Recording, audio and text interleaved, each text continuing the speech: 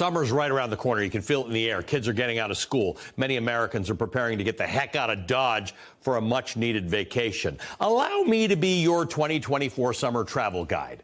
According to U.S. News and World Report, Glacier National Park in Montana is the top-ranked summer travel destination in the United States this year. Perfect spot for nature lovers. It's got 700 lakes and nearly 200 waterfalls and 2 mountain ranges. Now, if you're more of a beach person, perhaps try the Outer Banks of North Carolina, or you could head to the coast of Maine for the scenic shorelines and a tasty lobster roll. Another spot that's likely shot up the list of popular travel destinations just in the last week is Virginia, the top destination in the Southeast region and the only destination in the Southeast region for abortions. Because as of Wednesday, the only other destination in the Southeast for women seeking an abortion was Florida, which has just banned abortions after 6 weeks, earlier than when many women know they're even pregnant. It is now a felony in Florida to perform or actively participate in an abortion procedure after 6 weeks. Now, prior to Florida's ban, it was a refuge for abortion access in the South. After Roe v. Wade was overturned, Florida implemented a 15-week ban, but that was actually quaint compared to neighboring states, which had even tougher restrictions or outright bans. According to the New York Times, for 6.4 million women, their nearest abortion clinic was in Florida.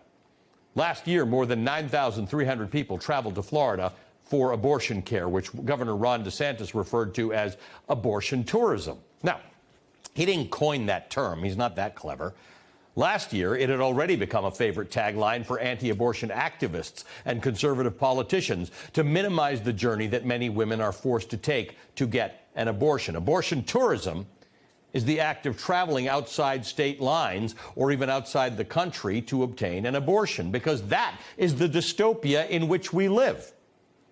Phrases like abortion tourism and abortion destination are now part of the vernacular, at least in some conservative circles, as if those who need to travel for abortion care are booking first-class flights to lavish resorts, sipping pina coladas with their feet up while the mifepristone is working its way through their bodies. As if reproductive care is a luxury amenity, not an essential piece of health care. Even staunch anti-abortion religious organizations like Focus on the Family acknowledge that women are being forced to travel for abortion care. But according to Focus on the Family, your next trip to an abortion destination could be all expenses paid.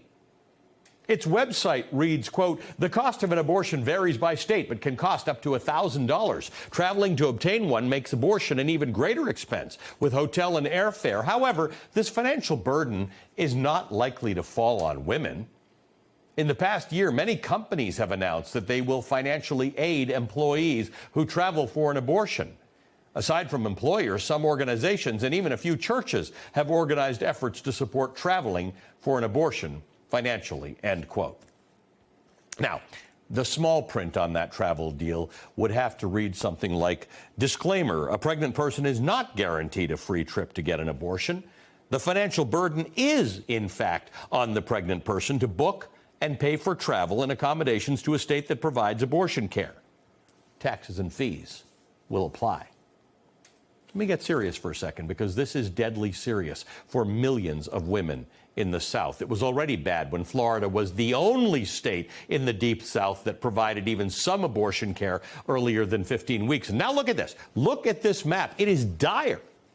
Abortion is either severely restricted or banned in all of those red and orange states. This entire swath of the United States is a desert for reproductive care. In 2021, when Roe was the law of the land, every American lived on average 25 miles from the nearest abortion clinic. Today, a pregnant person who is past the 6-week mark, down here in Miami, let's say, would have to travel about 700 miles to the nearest clinic in Charlotte, North Carolina, unless they are more than 12 weeks pregnant, because North Carolina has a ban after 12 weeks. Then they'd have to travel even further to Washington or Virginia. The physical distance, the number of miles, is just one roadblock. People in the South seeking an abortion need to also factor in the cost of travel and hotel and health insurance or lack thereof, finding childcare, getting time off work, and any of those fall through, the journey's over before it even begins. And then we're not talking about abortion tourism anymore. It's a dead end.